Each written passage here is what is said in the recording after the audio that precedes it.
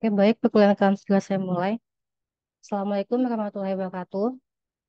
Waalaikumsalam warahmatullahi wabarakatuh. Waalaikumsalam warahmatullahi wabarakatuh.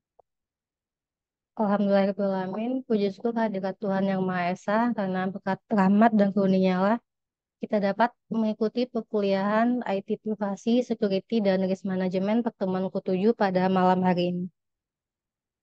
Nah, di pertemuan kelima itu saya ada memberikan tugas, di mana itu sebagai nilai tugas dan juga sebagai ganti absensi. Di sini saya mau mengonfirmasi terlebih dahulu ya, siapa saja yang sudah mengumpulkan, yaitu terkait review jurnal yang berhubungan dengan strategi keamanan informasi nasional.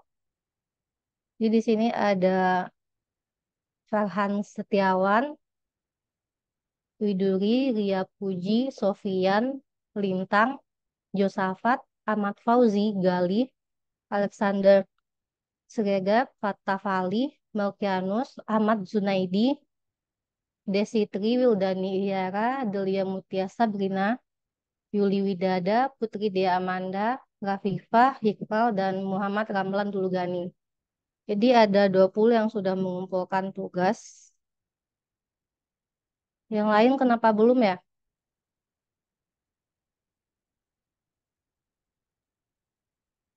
Kalau Amanda waktu itu izin sakit ya, yang tanggal 30 April. Ya, Bu, betul, Bu. Kalau yang lain, kenapa belum mengumpulkan tugasnya?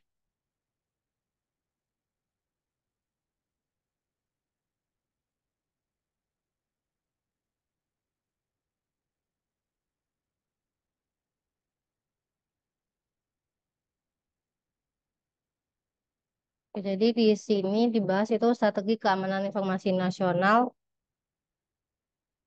dari rangkuman jurnal yang telah kalian review itu ada beberapa yang menjadi strategi keamanan informasi nasional.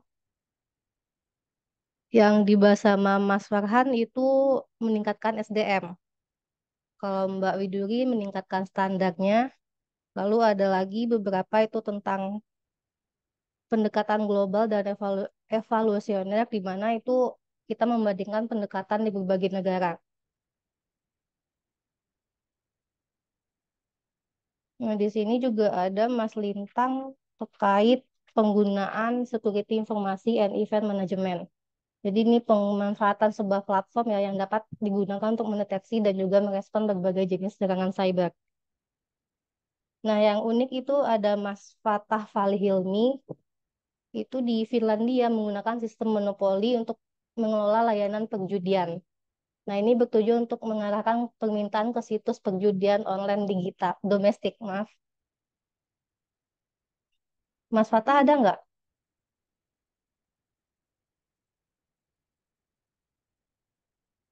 Kita coba mau diskusi terlebih dahulu ya terkait ini. Strategi Finlandia dalam menggunakan sistem monopoli untuk mengelola layanan perjudian. Nah, ini bertujuan katanya untuk mengarahkan permintaan ke situs perjudian online domestik. Nah, ini bertujuan untuk meningkatkan kesejahteraan publik. Mungkin yang lain menurut kalian bisa nggak ya diterapkan di Indonesia?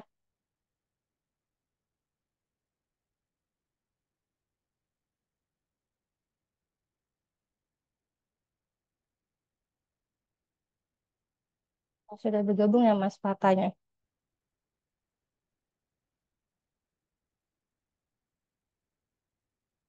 Mas Fata, kemarin kan kita itu ada tugas review jurnal ya. Nah, di sini Mas Fata itu mengangkat jurnal tentang di mana Finlandia menggunakan sistem monopoli untuk mengelola layanan perjudiannya. Mungkin kita bisa diskusi terlebih dahulu, apakah bisa itu diadopsi di Indonesia strategi keamanannya.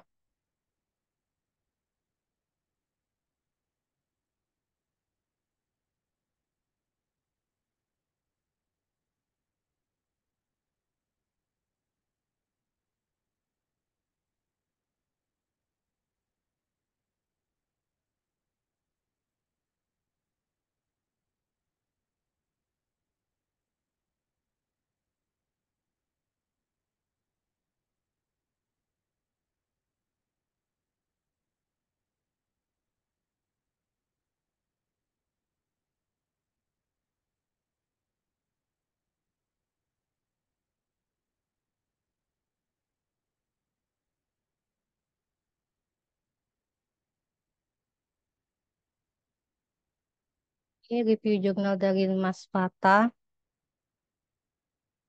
Ini pendekatan regulasi yang ada di Finlandia dan juga Belanda terkait perjudian tanpa lisensi dan juga efek berbahaya yang mungkin bisa ditimbulkan.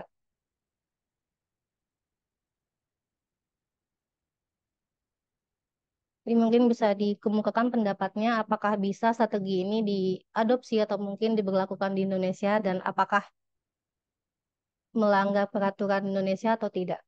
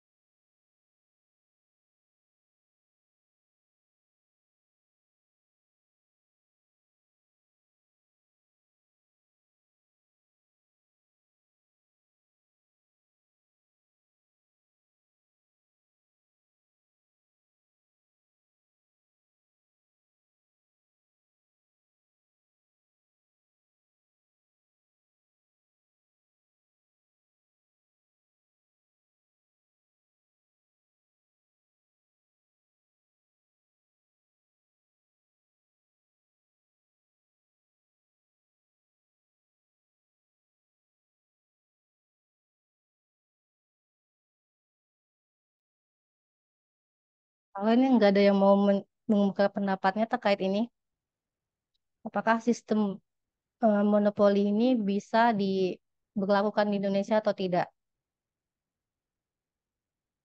Ini kan di Finlandia itu ada sistem monopoli. Di mereka ini diatur oleh negara, di mana nanti yang mengelolanya itu negara untuk mengelola layanan perjudiannya yang bertujuan untuk mengarahkan permintaan ke situs perjudian online domestik. Kalau menurut kalian bisa nggak ini diberlakukan di Indonesia, strategi keamanan ini? Mungkin bisa, Bu, tapi tidak seefektif itu, Bu. Judi online apakah bisa? Mungkin bisa, tapi itu akan menimbulkan kontroversial ya. Iya, Bu, betul. Nah, di Indonesia itu budayanya berbeda, agamanya juga, jadi ini itu tidak bisa diberlakukan di Indonesia. Kecuali undang-undang perjudian dihapus, Bu. Itu mungkin bisa. Ya, ya ini dari Mas Alexander, pertama itu dari sisi agamanya, betul ya.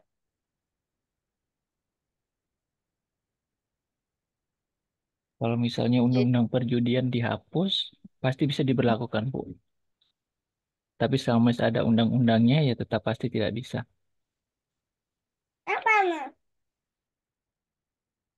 Undang-undang perjudian di Indonesia maksudnya, Mas. Tadi Mas Melkianus ya?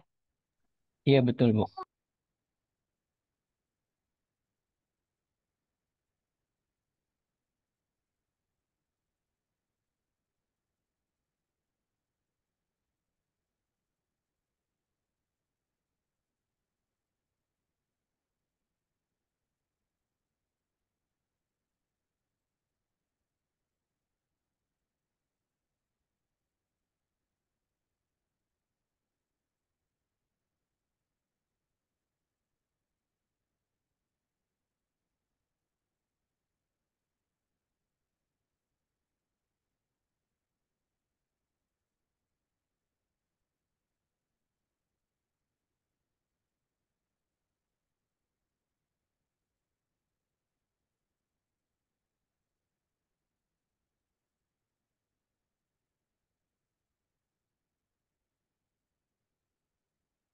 Jadi rata-rata dari review jurnal itu untuk strategi keamanan informasi nasional itu ialah meningkatkan SDM dengan cara penyuluhan atau pelatihan diberikan kepada masyarakat.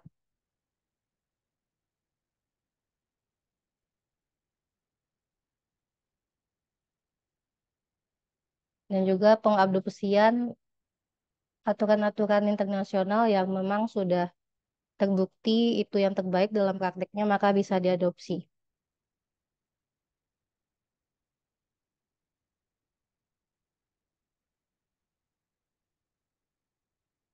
Ini dari Mas Gali, bisa aja sih harusnya dari PPATK sampai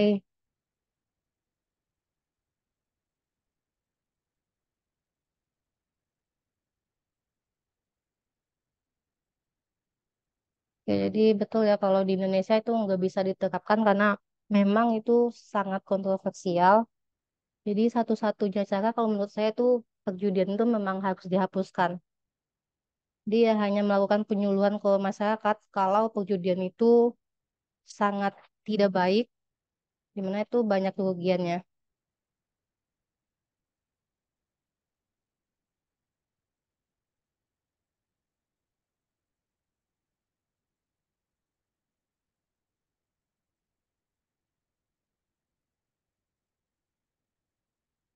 Oke, selanjutnya kita akan lanjut ke materi pertemuan kelima yang kemarin kan sudah ada strateginya. Jadi materi yang kedua itu aktivitas keamanan informasi nasional internasional. Dimana kita nanti akan membahas 6 aktivitas. Yang pertama itu ada aktivitas keamanan informasi Perserikatan Bangsa-Bangsa. Nah, ini dibahas pada konferensi tingkat tinggi KTT Dunia yang mengenai masyarakat informasi yang disponsori oleh PBB, di mana itu telah dilakukan sebuah deklarasi prinsip dan rencana aksi untuk pertumbuhan masyarakat informasi yang efektif dan penutupan kesenjangan informasi.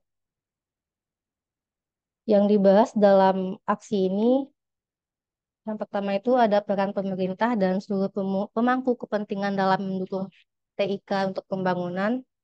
Lalu yang kedua, infrastruktur informasi dan komunikasi sebagai landasan utama bagi masyarakat informasi yang inklusif. Lalu yang ketiga, akses terhadap informasi dan pengetahuan. Yang keempat, pengembangan kapasitas. Yang kelima, membangun kepercayaan dan keamanan dalam penggunaan TIK. Lalu yang selanjutnya, menciptakan lingkungan yang mendukung penerapan TIK di semua aspek kehidupan, keragaman budaya dan identitas keanekaragaman bahasa, serta muatan lokal, lalu media, dimensi etika dalam masyarakat informasi, kerjasama internasional dan regional.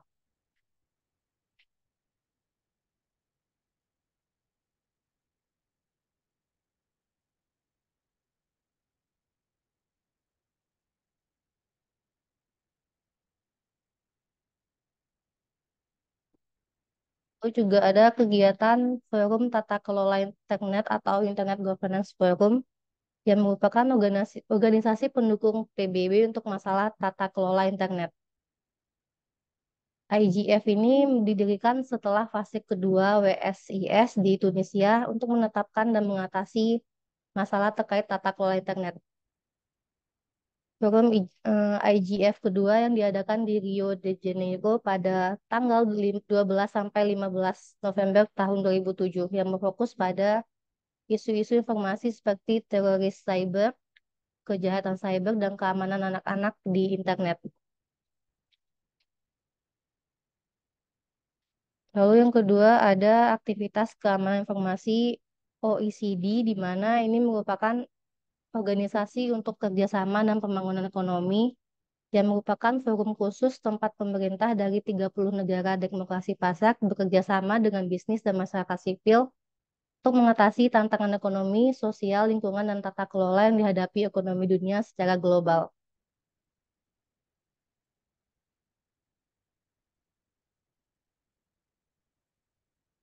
Dalam OECD ini, kelompok kerja terkait privasi dan keamanan informasi bekerja di bawah naungan Komite Kebijakan Informasi, Komputer dan Komunikasi untuk memberikan analisis dampak TIK pada privasi dan keamanan informasi serta untuk menghasilkan rekomendasi kebijakan melalui konsensus demi mempertahankan kepercayaan terhadap ekonomi internet.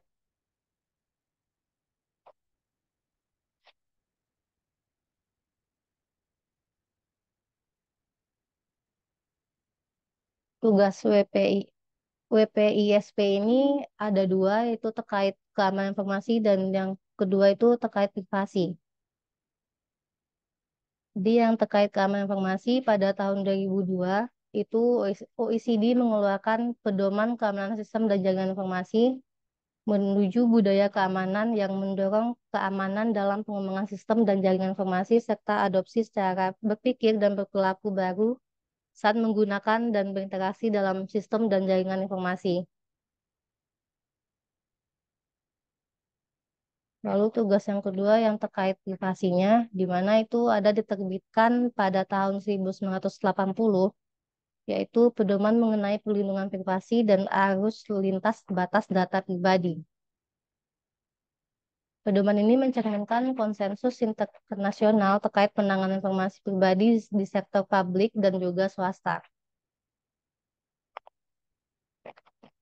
Selanjutnya di tahun 2002 itu diterbitkan sebuah pedoman terkait privasi online, yaitu praktik dan kebijakan, di mana ini berfokus pada teknologi peningkatan privasi, kebijakan privasi online, penegakan dan ganti rugi, dan sejenisnya terkait e-commerce.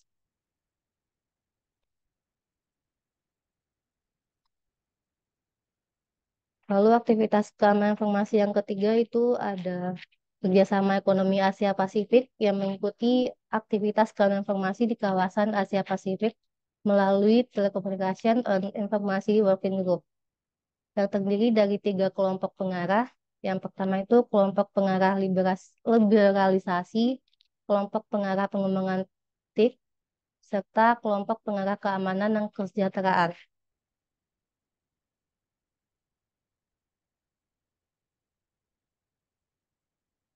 Jadi pada tahun 2005 itu bulan Juni di Peru ada pertemuan tingkat Menteri EPAC ke-6 itu terkait industri telekomunikasi dan informasi ya.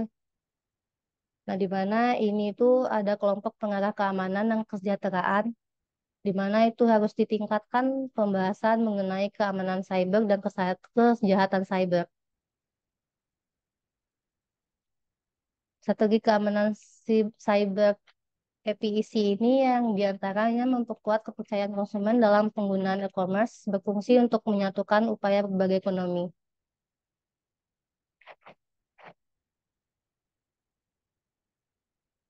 Lalu ada aktivitas keamanan informasi yang keempat itu ITU, di mana ITU ini merupakan badan TIK yang terkemuka milik PBB dan ini berbasis di Jenewa, Swiss, dan ITU ini memiliki 191 negara dan lebih dari 700 rekan dan anggota sektor dan asosiasi. Peran ITU ini dalam membantu komunikasi dunia itu mencakup 3 sektor. Yang pertama, sektor komunikasi radio, yang berfokus pada pengelolaan sumber daya spektrum frekuensi radio internasional dan orbit satelit. Lalu ada sektor standarisasi telekomunikasi, di mana itu berfokus pada standarisasi jaringan dan layanan komunikasi informasi. Lalu yang ketiga itu ada di sektor pembangunan, di mana ini didirikan untuk membantu menyembahkan akses terhadap TIK yang adil, berkelanjutan, dan terjangkau sebagai sarana untuk merangsang pembangunan sosial dan ekonomi yang lebih luas.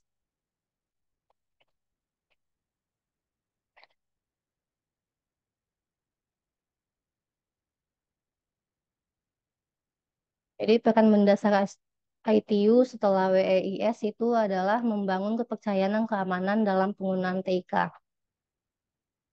Di WSIS, kepala negara dan para pemimpin dunia mempercayakan ITU untuk memimpin dalam koordinasi upaya internasional di bidang keamanan cyber sebagai fasilitator tunggal. Poin aksi ini yaitu membangun kepercayaan dan keamanan dalam penggunaan cyber. Jadi keamanan cyber merupakan salah satu fokus utama di bawah ITUD atau di pembangunan.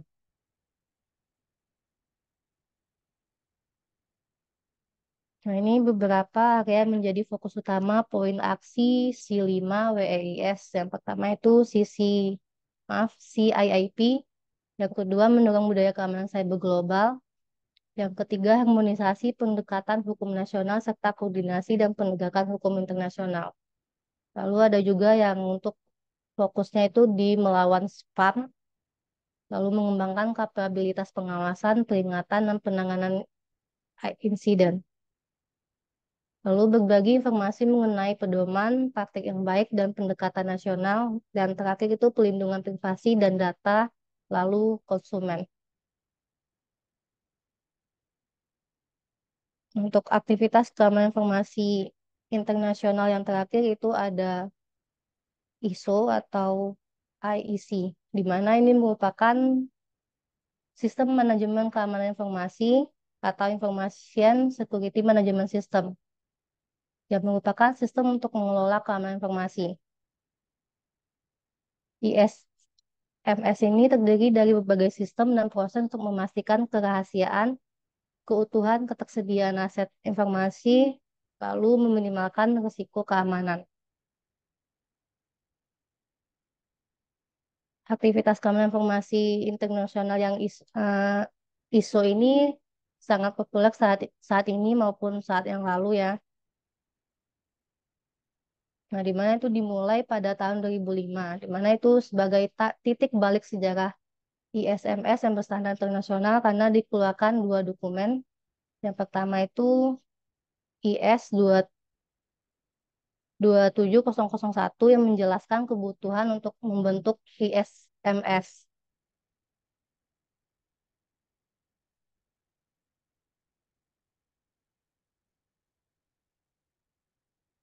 Lalu ada IS 11799 tahun 2000 yang diterbitkan sebagai IS 11799 2005 yang mengatur kontrol dasar untuk implementasi ISMS.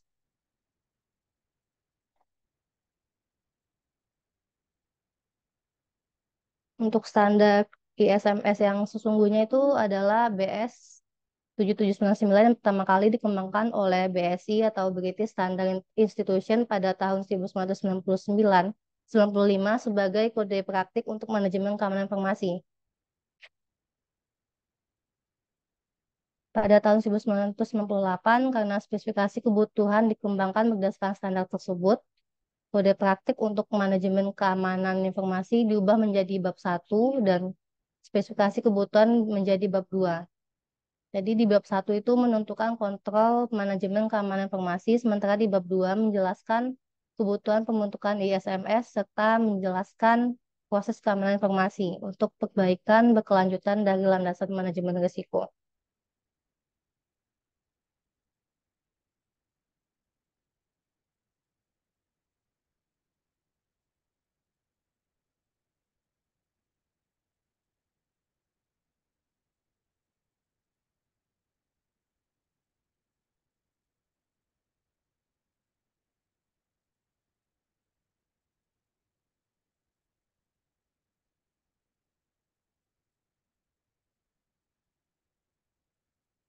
Lanjut ke materi pertemuan ke-7, yaitu tujuannya ialah mahasiswa diharapkan dapat memahami tentang metodologi keamanan informasi melalui aspek keamanan informasi dan contoh metodologi keamanan informasi yang telah diterapkan.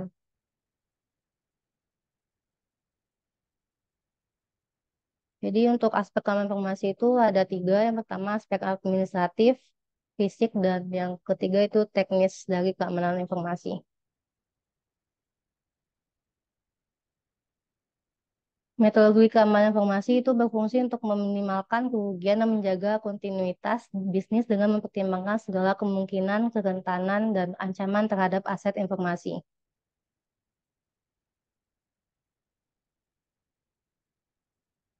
Untuk menjamin kontinuitas bisnis, metodologi keamanan informasi berupaya memastikan kerahasiaan, keutuhan, dan ketersediaan aset informasi internal, di mana hal ini melibatkan penerapan metode dan kontrol penelitian risiko.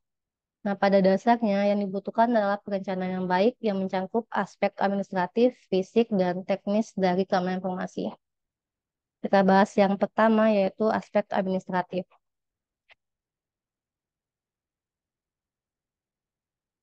Jadi di aspek administratif ini terdapat banyak information security management system yang menitikberatkan pada aspek administratif. Nah, jadi salah satu standar ISMS yang paling umum itu ada ISO atau IEC 27001, di mana ini ditetapkan oleh BSI tadi atau British Standard Institute.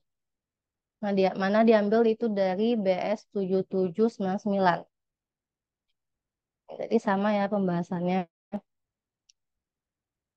Di mana BS 7799 ini menetapkan kebutuhan untuk penerapan, pengelolaan ISMS serta standar umum yang ditetapkan pada standar keamanan berbagai organisasi dan manajemen keamanan efektif.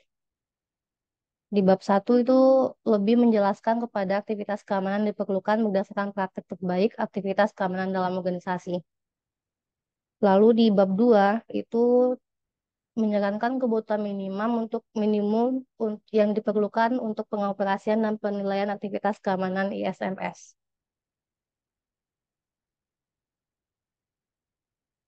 Jadi aktivitas keamanan dalam ISO atau IEC 27001 ini ada 114 kontrol dalam 14 domain.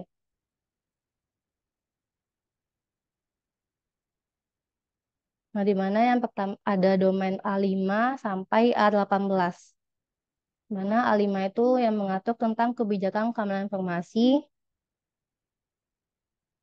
Lalu yang kedua A6, di mana itu mengatur organisasi keamanan informasi.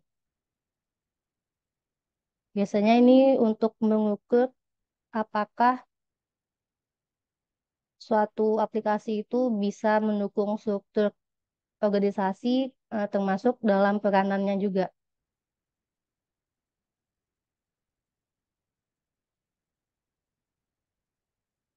Lalu ada domain A7 di mana itu untuk keamanan sumber daya manusianya.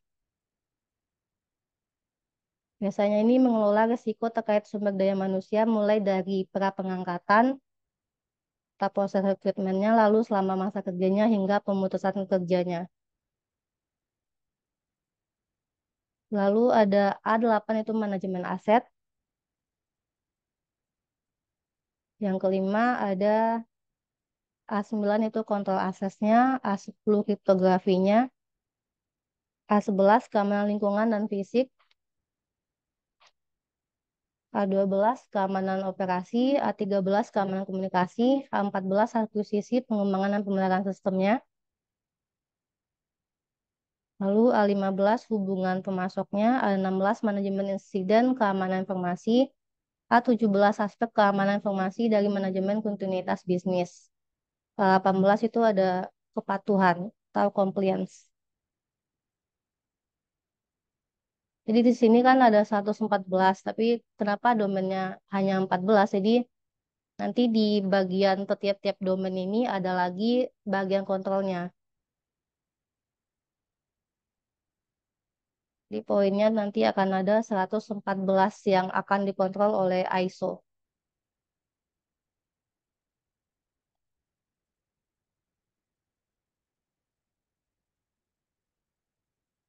Untuk kontrol keamanan ini harus direncanakan dengan mempertimbangkan kebutuhan keamanan atau security recruitment-nya, di mana seluruh sumber daya manusia termasuk pemasok, kontraktor, pelanggan, dan spesialis dari luar harus berpartisipasi dalam aktivitas ini. Jadi untuk menyiapkan kebutuhan keamanan itu didasarkan pada 3 faktor. Yang pertama itu penilaian risikonya, yang kedua kebutuhan hukum dan ketentuan kontrak, lalu yang ketiga proses informasi untuk menjalankan organisasi. Analisis kesenjangan mengacu pada proses pengukuran tingkat keamanan informasi saat ini dan juga akan menentukan arah keamanan informasi di masa mendatang. Saat area yang kurang baik teridentifikasi melalui analisis kesenjangan, maka kontrol yang sesuai untuk masing-masing area dapat ditetapkan. Nah, untuk penilaian risiko dibagi menjadi keamanan penilaian aset serta penilaian ancaman dan juga kerentanan. Penilaian nilai aset merupakan penilaian kuantitatif dari aset informasi, di mana penilaian ancaman mencakup pemeringkatan terhadap ancaman terhadap kerahasiaan, keutuhan, dan ketersediaan informasi. Nah, ini contoh yang menunjukkan perhitungan dilakukan dalam penilaian risiko. Di rumusnya itu nilai aset ditambah ancaman ditambah risiko ditambah kerentanan sama dengan risiko. Jadi yang perlu dinilai itu ada 3 aspek. Yang pertama kerahasiaannya, keutuhan, ketersediaan.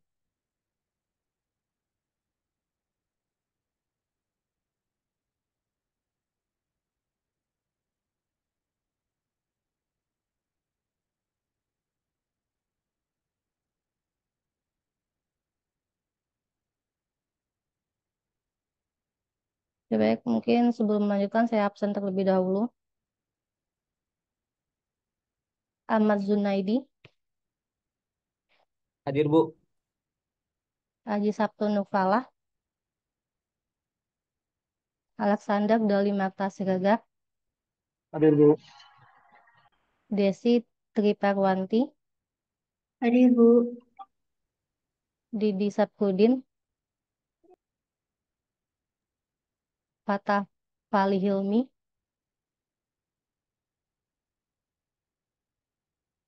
Fatih Muhammad Salahuddin,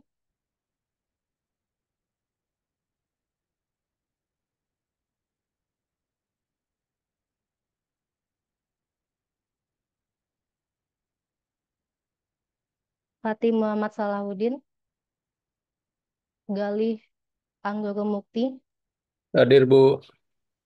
Josafat Pascal Mulyanta, Hadir, Bu. Kusmunadi, Melkianus Leki, Hadir, Bu. Muhammad Yahya, Muhammad Farhan Setiawan, Ya, sama. Putri Meliana Sari, Raden Ahmad Fauzi, Hadir, Bu. Rafifah Adila, Hadir, Bu. Ria Pujiastuti, Hadir, Bu. Sofian Fatkun Najah, Hadir, Bu. Wildani Iyara Rahman, Yuli Widada, Hadir, Bu. Dery Ridhuwifana, Lintang Mangkulangit, Hadir. Izin Dery hadir, Bu. siapa Mas? Dery hadir. Dery hadir, Bu. Dery Ridhuwifana. Iya, makasih.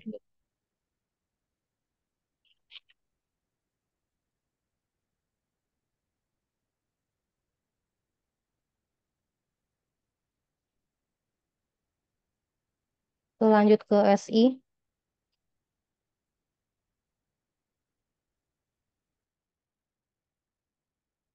Andrian Marcelino, Hadir, Bu.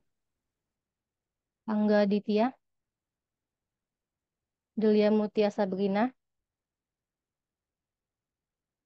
Dede Hadir, Anton Bu. Dede Anton Wibowo, Fajar Nur Sidik, Hadir, Bu. Jalu Aryan Nugroho, Muhammad Ramlan Dulugani, Hadir, Bu. Muhammad Irmal Irfansah, Muhammad Azam Sidki, Nahda Khairunisa, Hadir, Bu. Nurul Suslawati, Hadir, Bu.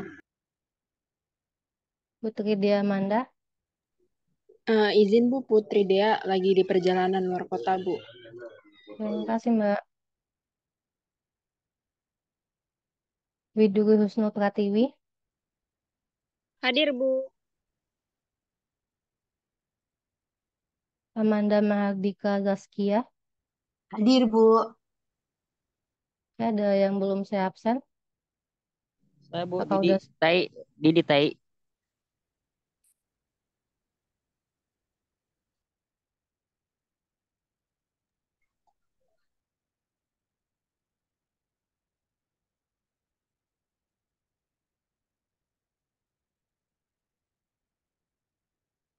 Didi Saprudin ya Mas?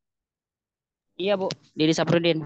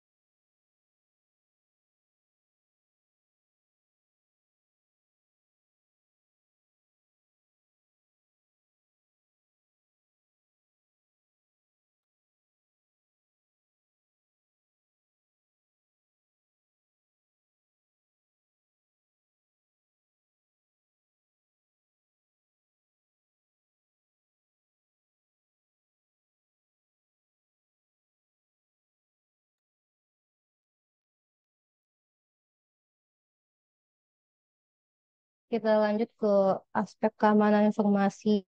Yang kedua itu aspek teknis, di mana untuk aspek teknis ini tidak ada ISFS, di mana untuk standar evaluasi umum internasional itu ialah Common Criteria yang digunakan sebagai ganti dari Information Security Management System. Untuk sertifikasi sisi ini memiliki potensial komersial. Ia dibentuk untuk mengatasi kekhawatiran mengenai perbedaan tingkat keamanan produk IT dari berbagai negara. Standar internasional untuk evaluasi produk IT ini ditetapkan oleh Kanada, Prancis, Jerman, Kerajaan Serikat, dan Amerika Serikat. Secara khusus, Common Criteria ini menjelaskan kebutuhan keamanan IT suatu produk atau sistem yang mengikuti kategori kebutuhan fungsional dan juga kebutuhan jaminan yang berbeda. Kebutuhan fungsional sisi menentukan langkah keamanan yang diinginkan. Nah, kebutuhan jaminan merupakan dasar untuk mendapatkan keyakinan bahwa langkah keamanan yang diklaim itu efektif dan telah diterapkan dengan benar.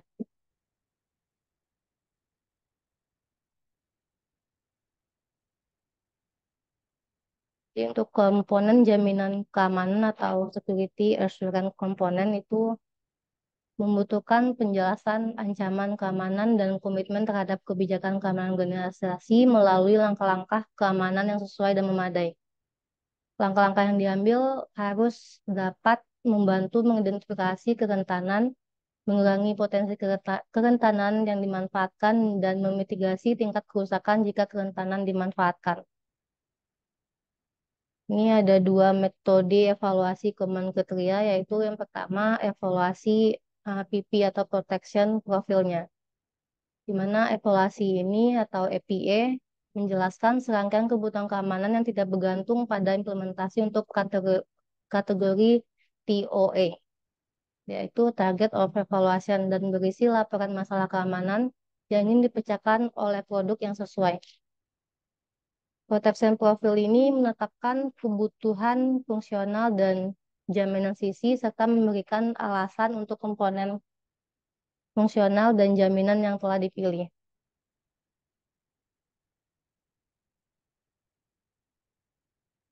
Nah, ini biasanya dibuat oleh konsumen atau komunitas konsumen untuk kebutuhan konsumen IT. Lalu evaluasi komen kriteria yang kedua itu ada evaluasi ST atau security targetnya, yang mana ini merupakan hal mendasar untuk kesepakatan antara pengembang TOI, konsumen, penilai, dan otoritas evaluasi mengenai keamanan yang ditawarkan oleh TOI, serta ruang lingkup evaluasinya. Untuk audiensnya itu mencangkup yang mengelola, memasarkan, membeli, menginstal, mengkonfigurasi, mengoperasikan, dan menggunakan TOI. Security target ini berisi beberapa informasi khusus implementasi yang menunjukkan bagaimana produk memenuhi kebutuhan keamanan. Security target mungkin mengacu pada satu protection profile atau lebih. Nah, dalam hal ini strategi security target harus memenuhi kebutuhan keamanan umum dalam masing-masing protection profil dan mungkin menentukan kebutuhan lebih lanjut.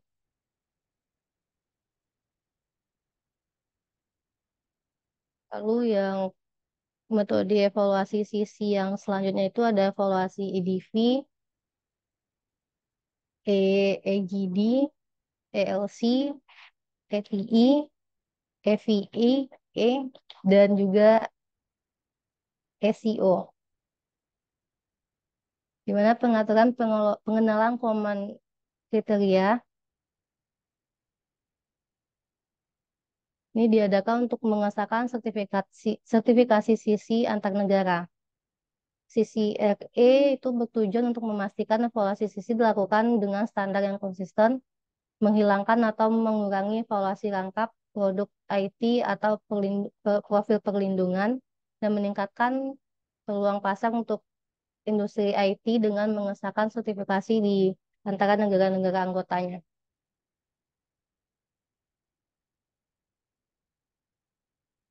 Di sisi RE ini terdiri dari 26 negara anggota dengan 15 negara diantaranya merupakan peserta yang mengesahkan sertifikat atau Certificate Authorizing Participant.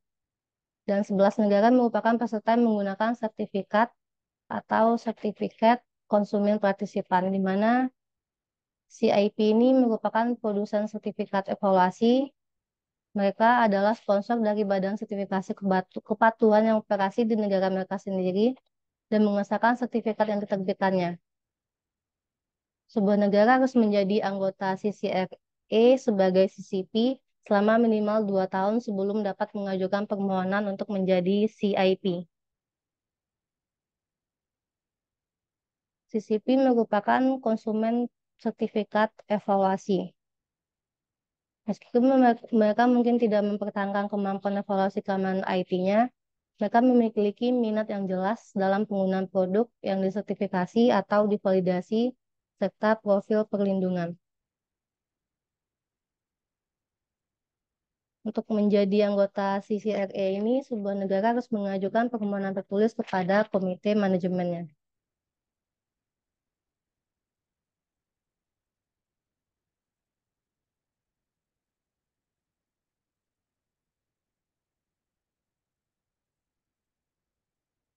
Selanjutnya, contoh metodologi keamanan informasi. Yang pertama ada Badan Nasional Standar dan Teknologi Amerika Serikat atau NIST, di mana itu berdasarkan FISMA atau Federal Information Security Management Act. NIST ini telah mengembangkan pedoman dan standar untuk memperkuat keamanan informasi dan sistem informasi yang dapat digunakan oleh lembaga-lembaga federal. Pedoman ini bertujuan untuk memberikan spesifikasi untuk kebutuhan keamanan minimum dengan mengembangkan standar yang dapat digunakan untuk kategorisasi informasi dan sistem informasi federal. Lalu tujuan pedoman ini yang kedua itu memperbolehkan kategorisasi keamanan informasi dan sistem informasi. Lalu yang ketiga, memilih dan menentukan kontrol keamanan untuk sistem informasi yang mendukung berbagai badan eksekutif pemerintahan federal, serta memverifikasi efisiensi dan efektivitas kontrol keamanan terhadap kerentanan. Pedoman terkait FISMA ini diterbitkan sebagai publikasi khusus dan publikasi standar pemrosesan informasi federal, di mana terdapat 2 publikasi khususnya, yaitu seri 500 untuk teknologi informasi dan seri 800 untuk keamanan komputer. Lalu metodologi keamanan informasi yang kedua itu dari Kerajaan Serikat atau UK, United Kingdom, di mana BSI menganalisis aktivitas keamanan organisasi di Kerajaan Serikat dan memberikan sertifikasi BS 7799 yang kini telah dikembangkan menjadi ISO 27001. Mana itu ada bab 2 dan bab 1-nya. Nah, tadi itu dijelaskan bahwa bab 1 itu menjelaskan aktivitas keamanan yang diperlukan berdasarkan praktik terbaik aktivitas keamanan dalam organisasi. Di bab 2, di mana itu telah menjadi ISO atau IEC 27001 saat ini, yang dimana itu menyarankan kebutuhan minimum yang diperlukan untuk pengoperasian dan penilaian aktivitas keamanan ISMS.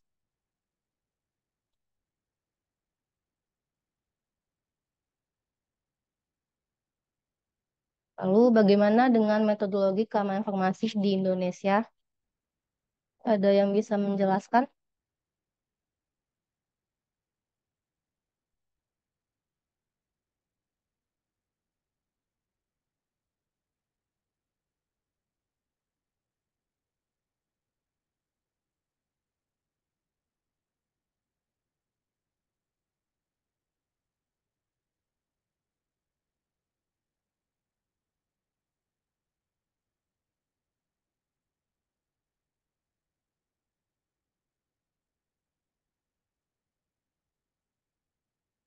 Di Indonesia itu ada,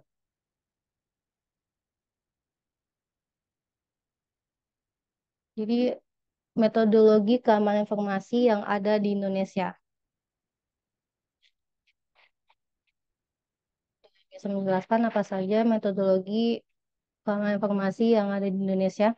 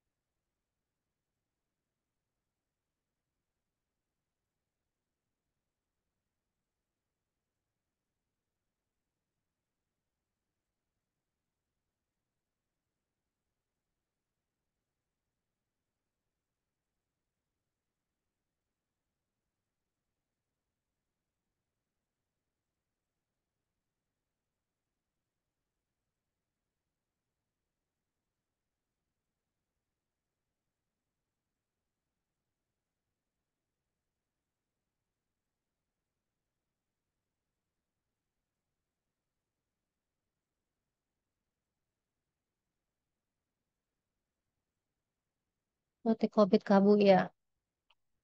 Jadi dalam prakteknya kita menggunakan COVID atau framework yang lainnya juga. Tapi dalam lingkup negara itu ada yang tahu nggak metodologinya apa saja? Tahu tadi kan di Amerika itu ada NIST. Kalau di Indonesia itu ada apa? ISO bukan Apa? ISO. Iya dalam prakteknya di Indonesia kan juga menggunakan ISO ya untuk ininya. PDP, Bu. Betul, PDP, Perlindungan Data Privasi. Jadi itu baru disahkan pada tahun 2022 maksud saya. Itu Undang-Undang Nomor 27 Tahun 2022 dan ditetapkan pada tanggal 17 Oktober tahun 2022. Dan yang ini dan PDP itu merupakan salah satu wujud komitmen negara dalam menjaga hak privasi dan keamanan informasi setiap individu. Untuk organisasi atau lembaga yang terlibat ada yang tahu?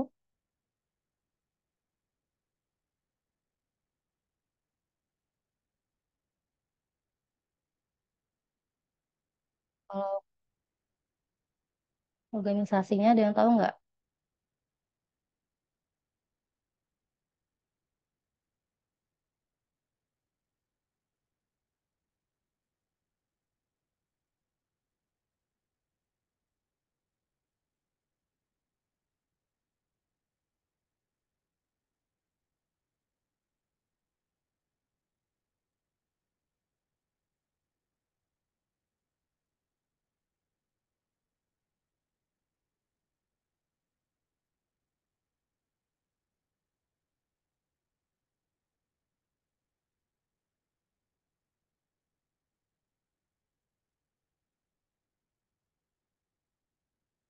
SSN ya Badan Cyber dan Sandi Negara dan juga Kominfo. Nah, dalam prakteknya itu ada beberapa undang-undang yang dibentuk dan juga untuk kebijakannya itu juga mengadopsi beberapa kebijakan dari luar negeri.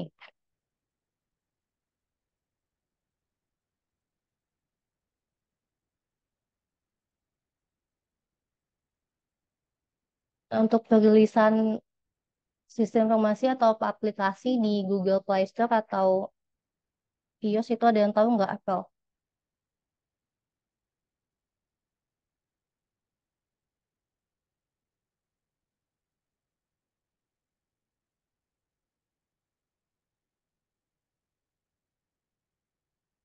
Kebijakan keamanan informasi yang ditetapkan oleh Google Play Store maupun iOS itu ada yang tahu?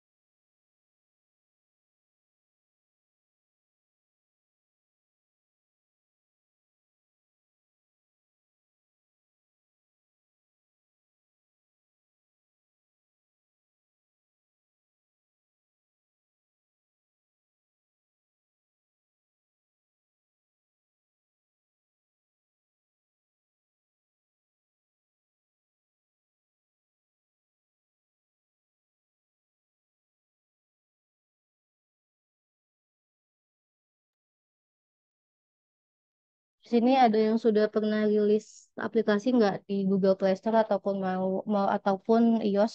Itu ada yang sudah pernah rilis atau mencoba untuk meluncurkan suatu aplikasi?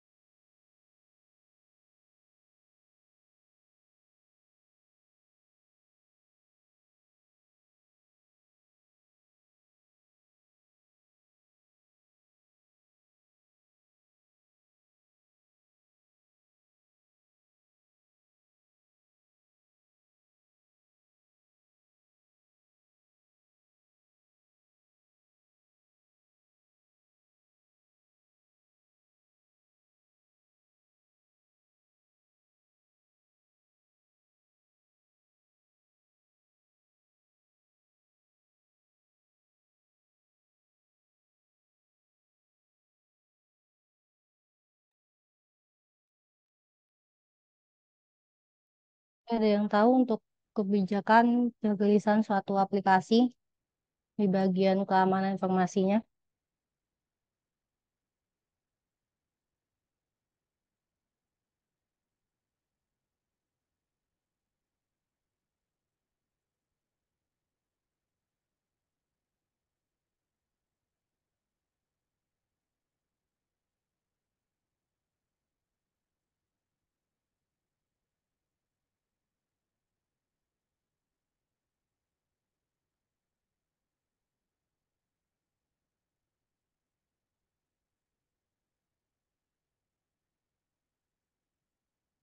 Kalau untuk Google Play Store itu ada yang bersifat universal, yaitu peraturan atau kebijakan mereka sendiri, dan juga itu harus bekerja sama juga dengan peraturan lokal. Kalau untuk di Eropa itu ada General Data Protection Regulation, dan di Amerika itu ada COPPA atau Children Online Privacy Protection Act, dan di Indonesia ada Pelindungan Data Privasi atau PDP tadi.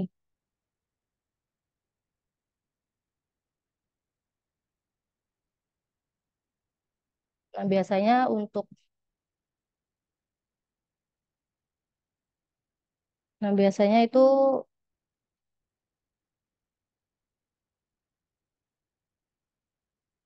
untuk meningkatkan kepercayaan masyarakat, itu juga ada beberapa lembaga yang bisa diajak untuk kerjasama apabila kita mau meluncurkan atau merilis suatu aplikasi.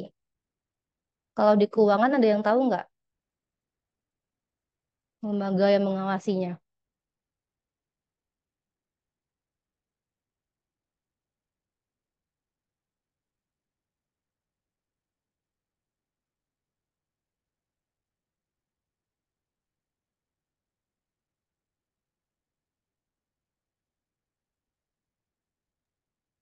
PCI DSS, Bu. Ya, ini ya kalau di keuangan itu ada OJK. Oh, oke.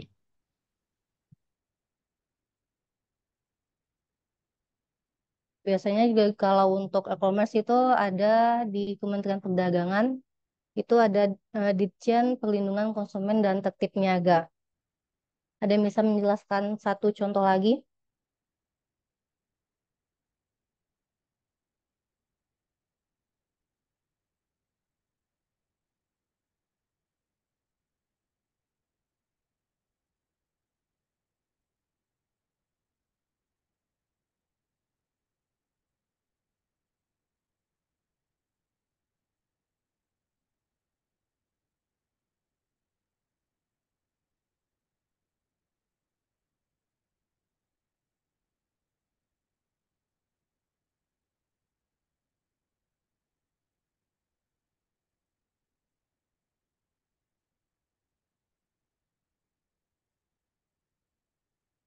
Coba deh buka satu aplikasi itu lihat di kebijakannya.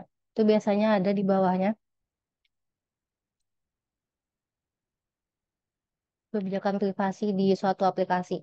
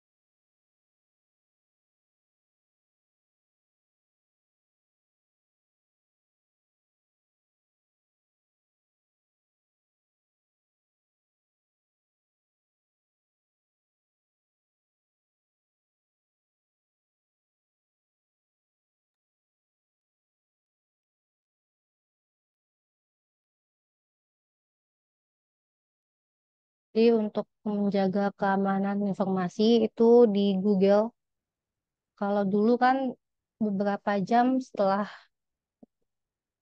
penguploadan aplikasi kita itu biasanya bisa di ACC itu hitungan jam. Tapi kalau sekarang itu bisa berhari-hari karena akan dilakukan pengujian terlebih dahulu.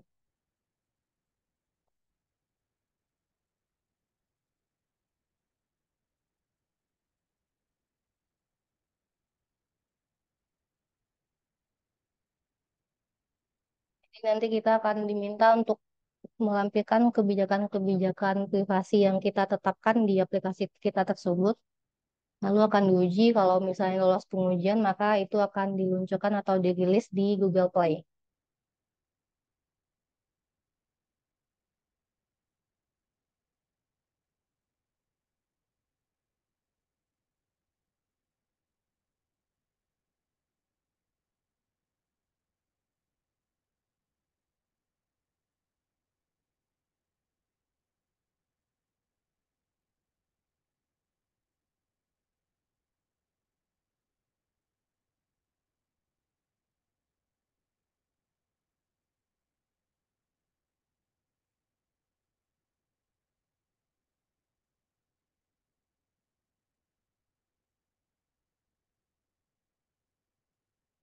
Oke, baik. Mungkin untuk materi pertemuan hari ini kita cukupkan.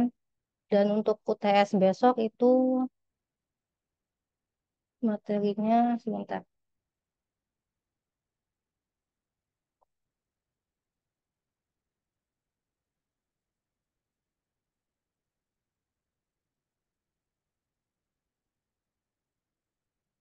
Jadi nanti sistem ujiannya itu take home dan untuk kisi-kisinya nanti itu ada konsep privasi, lalu tren dalam kebijakan privasi, penilaian dampak privasi, jenis-jenis ancaman cyber juga nantinya, dan juga ada strategi keamanan informasi nasional, lalu aktivitas keamanan informasi internasional.